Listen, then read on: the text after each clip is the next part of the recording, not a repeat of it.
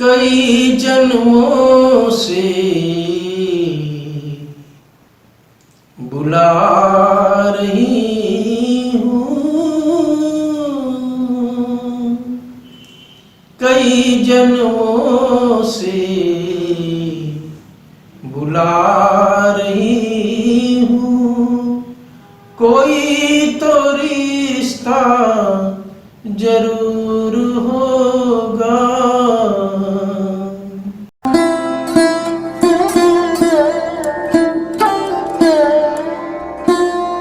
आप सभी को प्रणाम। सत्य सनातन की जय। ईश्वर की असीम अनुकंपा से, गुरु महाराज के असीम अनुकंपा से हम सभी लोगों को भगवत चर्चा करने का परम सौभाग्य प्राप्त हो रहा है। गुरु वंदना कर लेते हैं।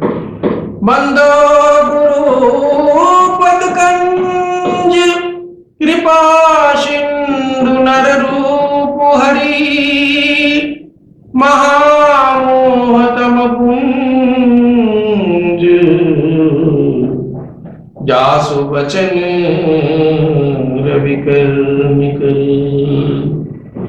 आज हम लोग अयोध्या कांड के श्री रामचरितमानस के उस कथा की तरफ आगे बढ़ेंगे जिसमें हम देखेंगे कि निषाद राज शंका करता है कि कहीं भरत आक्रमण करने तो नहीं आ रहे हैं, राज्य के लालच में प्रभु श्री राम को से युद्ध तो नहीं करने आ रहे हैं। अब इस प्रश्न को का आप रसास्वादन करें। देखिए तुलसीदास जी महाराज कहते हैं, सुन गुह कहानी कह बूढ़ा, सहसा करी पछिताहि विमूढ़ा, भरत स्वभाव सीलु बिनु बूझे, बड़ी हानि जानी बिनु सूझे।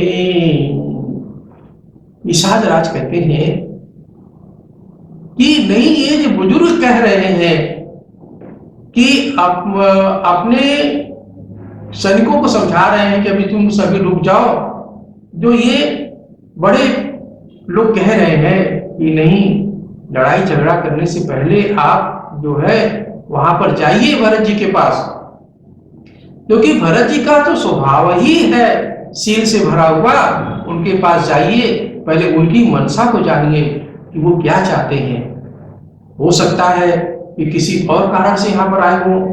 अब वो ऐसा सोच करके वो मन में विचार करता है कि यदि कहीं हम युद्ध कर लिए, बात सत्य नहीं निकली तो बड़ी मूर्खता होगी, झगड़ाई होगी, प्रभु श्री राम के खिलाफ भी होगा, बातें होगी। अब जब मैं उनके पास जाऊंगा तो मैं उनके सुंदर स्वभाव को भी मैं पहचान लूंगा, क्योंकि बैर और प्रेम छिपाने से नहीं छिपते। अब वो करता क्या है कि खूब ढेर सारे भेंट और उपहार लेकर गुरु वशिष्ठ जी के पास पहुंचता है और दूर से ही चरणों में प्रणाम करता है। मुनि जी जब भी समझ जाते हैं, जैसे वो लेता है जय श्री राम कहता है, तो मुनि जी समझ जाते हैं कि वो जो है प्रभु श्री राम का ही कोई दास है, कोई मित्र है, और भरत जी से बोलते हैं कि देखो ये अभी तुम्हारा मित्र है। अब भरत जब ये बात समझ जाते हैं किस प्रकार से कैसे कैसे निषाद राजगुरु ने हम उनके भैया की सेवा की है, तो वो भाव विवल हो जाते हैं। यह भैया श्री राम का मित्र है, ऐसा जब वशिष्ठ जी कहते हैं, उनके कानों में यही आवाज जाती है। इतना सुनते ही भरत जी रथ से उतरकर उसके पास दौड़ जाते हैं। अब निषाद राज उनको रोकता है, कहता है कि रुकिए रुकिए, फिर अपना परिचय देता है, कहता है कि मैं तो नीच जात का हूं, मेरा गांव ये है, नाम है बताकर उनको दंडवत प्रणाम करता है। करत दंडवत देखितहि भरत लीन उरलाई, मनहु लखन सब भेंट भई, प्रेम न हृदय समाई। अब देखिए भरत जी को छटपटाहट है, कि न तो हम प्रभु, न भैया श्री राम से मिले, न लक्ष्मण से मिले, न माता सीता से मिले। विह्वल है, व्याकुल है, उनका दर्शन करने में व्याकुल है। उनको जब ये लगता है कि भैया ने इसको निषाद राज के साथ रहे वो साथ में, इसने उनके चरणों की सेवा की, वो उसको कहते हैं कि वो, अब देखिए यहीं पे एक बात आती है कि जो जाति जाति की बात करते हैं, यहीं पे तुलसीदास जी महाराज जब कुठाराघात करते हैं, भरत जी उसको सीने से लगा लेते हैं, और सीने से लगाने के बाद उनको ऐसा ऐसा समझ में आता है कि मानो प्रभु श्री राम ही उसके गले लग रहे हैं। अब वो निषाद राज देखिए, अब चूंकि ऐसा छवि है भरत जी की, पूरे विश्व का पोषण करने वाले हैं भरत जी, ऐसी छवि है कि वो एकटक खाली उन्हीं को देख रहा है। अब वो भरत जी कुछ और समझ रहे हैं, वो खाली अब इतना भाव विभोर हो जाता है कि वो विदेह रूप में हो जाता है। अब विदेह होकर के उसका सारा शरीर आनंद और प्रेम पर शरीर से पुलकावली से परिपूर्ण हो जाता है। अब आगे देखिए, एक तुलसीदास जी महाराज ने जाति प्रथा पे भी एक कुठाराघात किया है। चौपाई बताते हैं, करम नाश जलु सुरसरी परई, तेहि को कहूं शीस नहीं धरई, उल्टा नाम जपत जनु जाना, वाल्मीकि भय ब्रह्म समाना। ये कर्मनाशा नदी है, उसको लोग पवित्र नहीं मानते हैं, लेकिन तुलसीदास जी महाराज कहते हैं कि जब वो कर्मनाशा नदी का जल गंगा जी के जल से मिल जाता है तो अपने आप पवित्र हो जाता है। उसी प्रकार से प्रभु श्री राम का ऐसा नाम है, ऐसा उनका दर्शन है, चलते फिरते वो अमृत है कि चाहे कितना बड़ा भी पापी क्यों न हो, जैसे ही उनके साथ मिलता है वो भी पवित्र हो जाता है।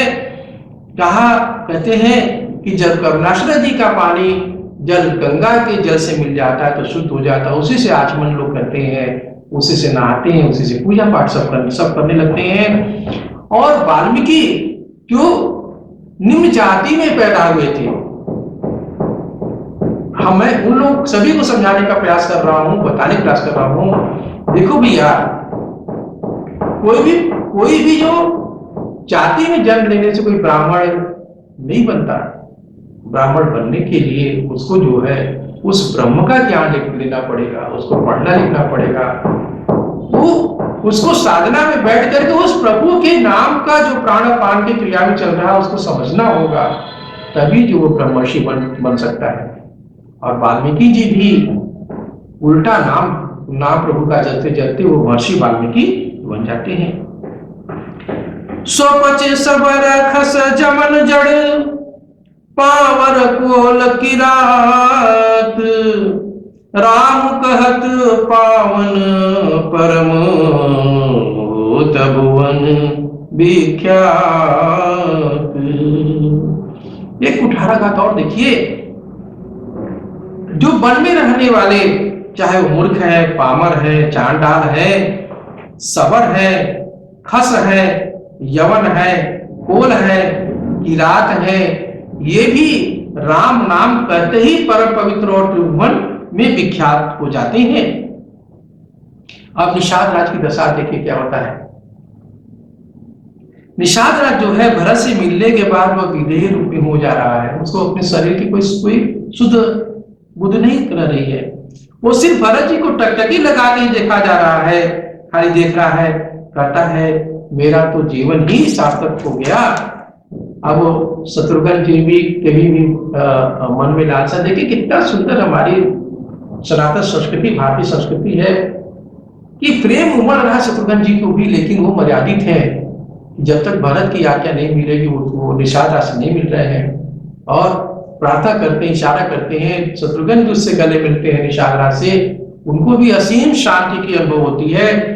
रानियां भी, कौशल्या माँ वगैरह वगैरह सभी जो है निषाद राज को खूब आशीर्वाद देती हैं, उसको छूती है बार बार के इसी इन्हीं हाथों से प्रभु राम के चरणों की इसने सेवा की है।